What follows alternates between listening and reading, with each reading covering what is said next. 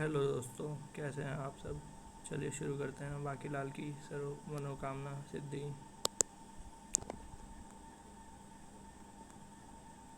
सर्व मनोकामना सिद्धि।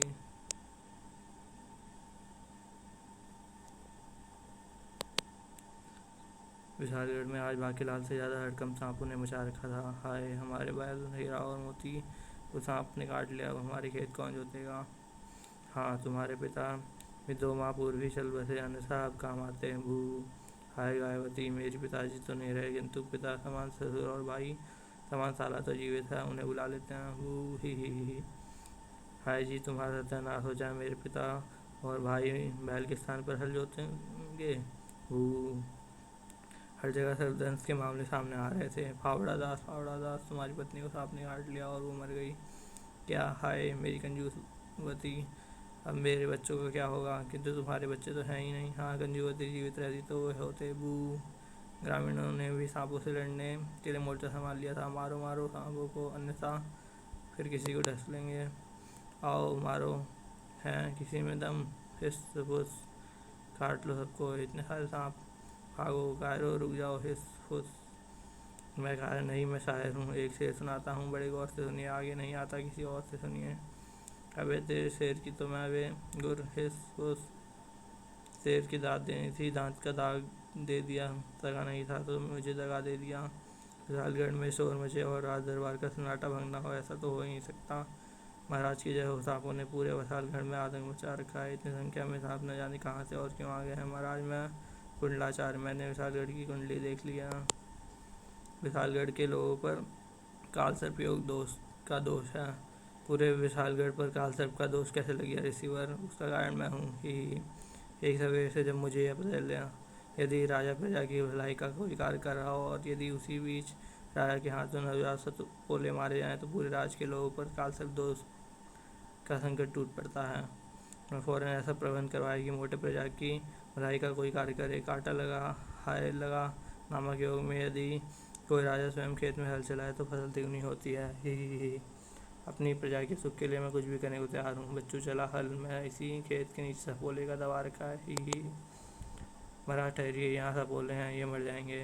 बाकी लालिया सेनापति क्या कह रहा है। यह देखिए महाराज, आप ही बताइए, सपोला है केचुआ। केचुआ। बाकीलाल, तुमने महाराज को ही केचुआ ही दिखाया है किंतु ये सभी केचुए नहीं हैं। सेनापति, तुम प्रत्येक कार्य अच्छे कार्य में विघ्न डालते हो, अब शंका बंद करो वरना हम तुमको केचुओं के चुनने का काम दे देंगे। और इस प्रकार पूरे विशालगढ़ पर लग गया कालसर्प दोष। रिसीवर, कालसर्प दोष दूर किस प्रकार होगा। पूरे राज्य पर नाग बूटी का धुआं देना होगा। यह बूटी नाग के फन की शक्ल की होती है। बूटी लेने वन में कौन जाएगा और कौन जाएगा महाराज, एक बलि का बकरा मौजूद है ना, मैं ही जाऊँगा। हमें तुमसे ऐसी आशा थी बाकीलाल। कुछ देर बाद नाग बूटी लेने जाए मेरी जूती, मैं तो चला खुद को बचाने के लिए चमाचम नामक सर्प बूटी लाने जिससे सर्प निकट नहीं पटकते ही। दूसरी तरफ वन में, हे स्वर्ग पादपुंदी नाग पुंगीनाथ, प्रत्येक 1000 वर्ष में तुम्हारा अंकुरण पृथ्वी पर होता है और मुझे तुम्हें लेने स्वर्ग से पृथ्वी पर आना पड़ता है, क्योंकि तुम स्वर्ग के पौधे हो और तुम में है कल्पवृक्ष के समान इच्छाएं पूर्ण करने की शक्ति। यदि तुम्हारी विशेषता का पता पृथ्वी पर रहने वाले किसी भी प्राणी को लग जाए तो महंगा हो जाएगा, क्योंकि ना मालूम कौन अपनी कैसी कैसी इच्छाएं पूर्ण करवाना चाहे। मुझे दुख है कि तुम्हें अपनी जीवनदायिनी पृथ्वी छोड़कर अब अपना शेष जीवन स्वर्ग में व्यतीत करना होगा, किंतु तुम थोड़ी प्रतीक्षा करो, यहाँ से स्वर्ग को कूच करने से पूर्व मैं सुगंधित और स्वादिष्ट आमों का सेवन अवश्य करूँगा ही। चबड़ चूस चूस चबड़ चबड़ी लाहा। आम पापड़ बनाने के लिए स्वर्ग में आम पापड़ बनाने के लिए थोड़े से आम मैं स्वर्ग में भी ले जाऊंगा उसी वक्त। हिंद रुको स्वामी, यह चने का खेत है, मुझे थोड़ा स्वादिष्ट चना चल लेने दो। चेतक चना देखकर मुँह से लाल मार टपका, चुपचाप चलाता रहे, चमाचम सब बूटी का मिलना आवश्यक है। थोड़ी और आगे आने पर चेतक रुक रुक, स्वादिष्ट शाम, वाह मेरे तो मुँह में पानी आ रहा है, दो एक आम चूस ही लेता हूँ। अच्छा बूटी का मिलना आवश्यक नहीं रहा है क्या, मैं नहीं रुकने का। चेतक रुकता क्यों नहीं, लगा आम के संकेत भूल गया है तो चाबू क्या दिलाऊँ थड़ैक। संकेत दिखा रहा है स्वामी तो ये ले। चेतक का भी संकेत देख, गुर। अबे चेतक नामुराद, कभी इज्जत से उतारा कर अपनी पीठ से बू। इज्जत लायक कोई काम कर भी लिया करो पहले, तेरा सत्यानाश हो। चेतक कभी पंगा ना लेना स्वामी। अरे ये कैसा पौधा है, कोई नज़र वाले तेरा मुँह काला, ये तो जुगनू के समान चमक रहा है, मुझे छू मत कल मुँह है। कहीं यही तो नहीं चमाचम सर बूटी, यही होनी चाहिए आखिर मिली गई मुझे ये ही खर पत्ती देव। निद्रा से जागिए, मैं लूटने वाला हूँ। मुझे पता है ये कमबख्त ये तक खुन्नस में है, इससे थोड़ी दूर पैदल चलता हूँ, तब तक इसका गुस्सा भी ठंडा हो जाएगा। बहुत चालाक हो स्वामी, थोड़े आगे बढ़ने के बाद 1000 स्वर्ण मुद्राओं से भरी एक थैली मिल जाए तो जीवन सफल हो जाए। अरे वो कौन है और वो किससे बात कर रहा है? स्वामी ये तो शीशी करने वाली मुद्रा में बैठा है। 1000 नहीं 5000 तो मिले, 5000 5 से मेरा क्या होगा, 10,000 तो मिले, 10,000 इस जीवन के लिए तो कमी पड़ेगी, 5000 ठीक रहेगी, 50,000 ठीक रहेगी। हाँ मुझे 50,000 स्वर्ण मुद्राएं मिल जाए, साथ ही 50,000 घोड़े, 10,000 हाथी। अरे भाई क्या बड़बड़ा रहे हो? मुझे किसी विद्वान ऋषि ने बताया कि 24 घंटों में एक पल ऐसा होता है जिस समय जीवा पर स्वयं सरस्वती विराजमान होती है।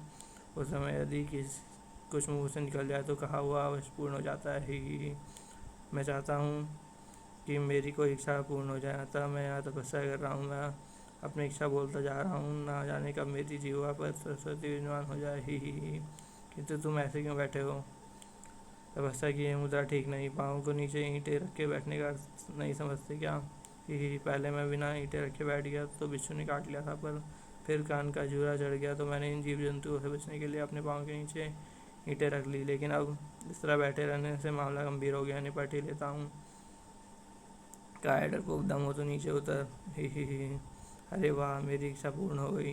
नीचे स्वर्ण मुद्राओं की थैली गिरी। ही अबे रुक रुक, मुझे तो जाने दे। वाह, और ढेर सारी थैलियाँ, ये क्या स्वर्ण मुद्राओं की बरसात होने लगे। अबे मार डाला बे। हाँ राम नाम सत्य है।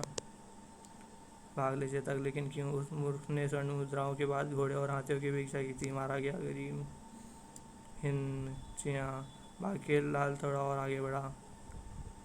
अरे भाई ये गड्ढा क्यों खोद रहे हो? कोई रात बिरात इसमें गिरकर अपनी हड्डियाँ तोड़वा लेगा। ये गड्ढा मैंने हाथी पकड़ने के लिए खोदा। हाथी का क्या करोगे? मेरे जीवन का एक महान इच्छा है कि मैं राजा के समान सजे हाथी की सवारी करूं। चिंपो तो फिर आज जा मेरी पिद्दी पर बैठ जा। ही अरे ये हाथी कहाँ से आ गया और ये मुझे कहाँ ले जा रहा है? तूने ही कहा था कि राजा के समान हाथी पर बैठने की इच्छा है। हाँ इसे कहते हैं अपने खोदे गड्ढे में गिरना। अबे उधर मत जाना, उधर गड्ढा। बेचारा, उसकी सबसे बड़ी इच्छा उसकी अंतिम इच्छा बन गई। उधर महल में बैठ जा तू मेरी लैला, तेन छाछ पिलाऊंगा। आजा मजनू, मैं बन जाऊँ तेरी लैला, लैला बनेगी मेरी जूती। अरे जा जरा धीरे मारो साजन, पहला सूझ जाएगा। तू आ तो सही छिछोरे, तुझे पूरा सुझा दूंगी। भाई वाह सेनापति, तुम तो छिछोरेपन के सबसे निचले स्तर तक पहुँच गए। अरे वाकई मैं तो युद्ध का अभ्यास कर रहा हूँ। आजा तुझे अच्छे से युद्ध अभ्यास कराती हूँ। गुर फिजूल में ही इतनी बेइज्जती हो गई। अब तो मेरे जीवन की यही कामना है कि दादी क्षमा मेरे गले लगकर मुझसे क्षमा मांगे। अच्छा लो, मैं अभी क्षमा तक तुम्हारे विचार पहुंचा देता हूँ। अबे रहने दे भाई, फिर पिटवाएगा क्या? किंतु तभी वो हुआ जो ना बाकीलाल ने सोचा था और ना वर्क अपने। सेनापति कृपा कर मुझे क्षमा करें, आपने मुझे छेड़ाई तो था, मैंने व्यर्थ में आपको जूते से पीट दिया। हाय ये मैं क्या देख रहा हूँ, असंभव। क्षमा दूर सेनापति के गले आ लगी। अब जब तक आप मुझे क्षमा नहीं करेंगे मैं आपका गला नहीं छोड़ूंगी। सेनापति दासी को तुरंत क्षमा कर दो। सेनापति जी क्या आप मुझे क्षमा नहीं करेंगे? इतनी भी जल्दी क्या है बाकीलाल? ही बिल्कुल नहीं, क्षमा कर दो ना सेनापति जी, हरगिज नहीं। सेनापति उसे क्षमा कर दें। इसने जूती मुझे मारी है, मुझे सोचने दो कि इनका अपराध क्षमा करने योग्य है भी या नहीं, और कुछ सोचने में तो समय लगता है। ये संध्या तक सोच कर बताऊँगा। ही नहीं मानता तो मत मान। क्षमा कर दो सेनापति जी, क्षमा कर दो सेनापति जी। तुम अगर ऐसे क्षमा मांगोगी क्षमा तो मैं हर रोज़ तुम्हारी जूती खाऊं। पहले झाड़ू खा। ही घास बेटे छोड़ मेरी बेटी को, झाड़ू वाली माई। मैं हूँ क्षमा की महतारी, मैंने झाड़ू तुझको मारी। उतर गई है गिरी तेरी सारी, बोल दिया वो झाड़ू वाली माई। ही हाय मुझे क्यों मारती हो? पकड़ तो इसने मुझे रखा है, मैं तो क्षमा भी कर दिया। आज के दिन बाकी के लिए आश्चर्य से भरा था। कमबख्त बाकीलाल पहले क्यों नहीं बताया कि क्षमा की माँ आ रही है? सेनापति जी आप आलिंगन स्वादन में डूबे थे, मैं तो कहा था क्षमा कर दो। ही दौर खोलो महारानी। नहीं अभी दौर नहीं खुलेगा, चलो पकड़म पकड़ाई खेलते हैं, मुझे नहीं खेलनी। अच्छा लंगड़ी टांग खेलते हैं, मुझे नहीं खेलनी लंगड़ी टांग। अरे भागीलाल, तुम अच्छा हुआ तुम आ गए। यहाँ एक और संकटा खड़ा हुआ और रानी को समझाओ कि हट छोड़ दे। कैसी हट महाराज? रानी मेरे गले लगना चाहती है, किंतु मेरी तोंद उसे एक हाथ पीछे ही रोक देती है। मेरी तो बहुत इच्छा है कि उसे गले लगाने की, किंतु भला तोंद के रहते मैं उसे कैसे गले लगा सकता हूँ? और विक्रम इतना कहते ही अरे महाराज, आपकी तोंद पेट से पिचक कर पीठ की ओर चली गई। यह तो कमाल हो गया। इसका अर्थ है मैं रानी को गले लगा सकता हूँ। महारानी बाहर आ जाओ, मैं तुम्हें गले लगा सकता हूँ। क्या सच? हाँ, ये देखो भगवान ने तुम्हारे सुन ली। मोटी की तोंद पेट की ओर चली गई। आश्चर्य। ठंड पै गई।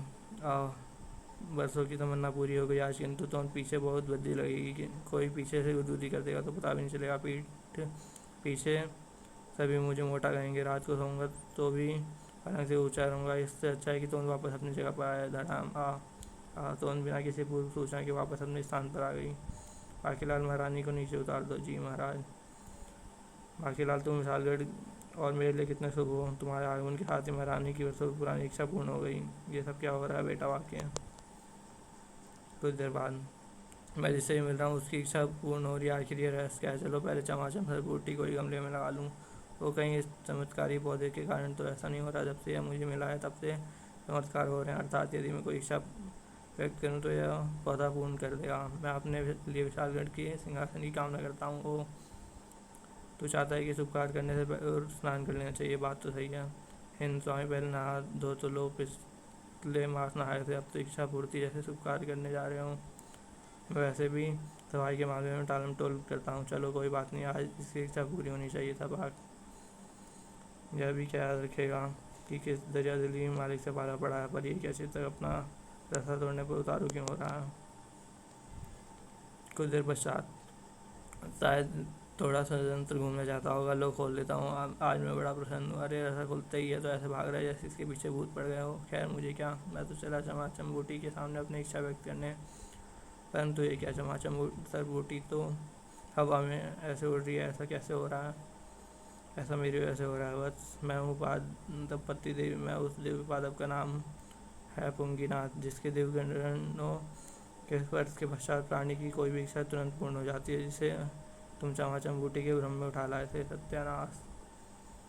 अरे देवता जी, थोड़ा तो रुको। उसकी दिव्य किरणों के स्पर्श मुझे भी करा दो, ताकि मैं भी अपनी इच्छा व्यक्त कर सकूँ। बस अब ऐसा संभव नहीं। पहले तो पुंगीनाथ तेरे पास ही था। तू चाहता तो इंद्र का सिंहासन तक प्राप्त कर सकता है। गुजरा अवसर हाथ नहीं आता ही। अब समझा चेतक, अपनी रस्सी तोड़वा कर कि क्यों भागा। चेतक के बच्चे, मैं तेरा सिर फोड़ दूंगा। तेरी वजह से हाथ आया, मौका हाथ से निकल गया। बच गया, वरना आज तो स्वामी मेरी पूरी खोपड़ी का चूरा बना देता। चले दोस्तों, अभी के लिए इतना ही। मिलेंगे बाद में इसके अगले भाग में। धन्यवाद।